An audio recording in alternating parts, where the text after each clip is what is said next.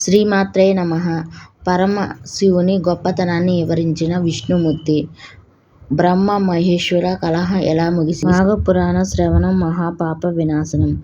గృతమంద మహర్షి జాహు మహర్షి 16 అధ్యాయం ఈ విధంగా చెప్పసాగెను. శ్రీహరి పరమశివుని గొప్పతనాన్ని వివరించుట. బ్రహ్మ మహేశ్వర కలహాన్ని తీరుస్తూ శ్రీహరి ముందుగా బ్రహ్మ గొప్పతనాన్ని తెలియజేసి తరువాత పరమశివుని యొక్క చూస్తూ, ఓ మహేశ్వర, సూర్య చంద్రులు 2 నేత్రాలుగా, అగ్ని 3 నేత్రాలుగా భాస్మెల్లే నువ్వు యోగీశ్వరులందరికీ పూజనీయువు. అసలు నీకు నాకు ఎలాంటి భేదం లేదు. నేను నువ్వు, నువ్వే నేను. నువ్వు శాశ్వత పరబ్రహ్మ స్వరూపుడవు. లోకమంతా వ్యాపించున్న సూక్ష్మరూపుడవు. శివుడే ప్రణవ స్వరూప. ఓ రుద్ర సంభూత, నువ్వు ప్రణవ స్వరూప. ఈ చరాచర జగత్తులను లయం చేసే లయకారుడవు.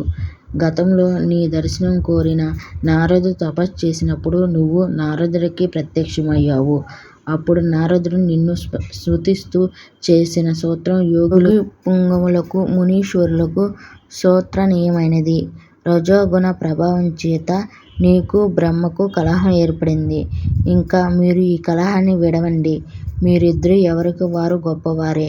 కావున మీ కలహమును కట్టిపెట్టి సఖ్యంగా ఉండండి అన్న శ్రీహరి మాటలకు బ్రహ్మ శివుడు తమ కలహాన్ని విడి వారి వారి స్వస్థానాలకు వెళ్ళిపోయారు.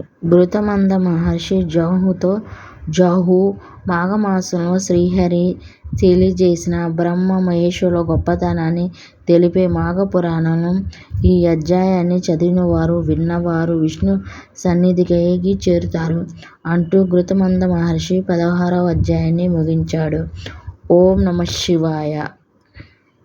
వీడియో నచ్చితే ఒక లైక్ చేయండి. మరిన్ని వీడియోల కోసం నా ఛానల్ సబ్స్క్రైబ్ చేసి కామెంట్ చేయండి, షేర్ చేయండి.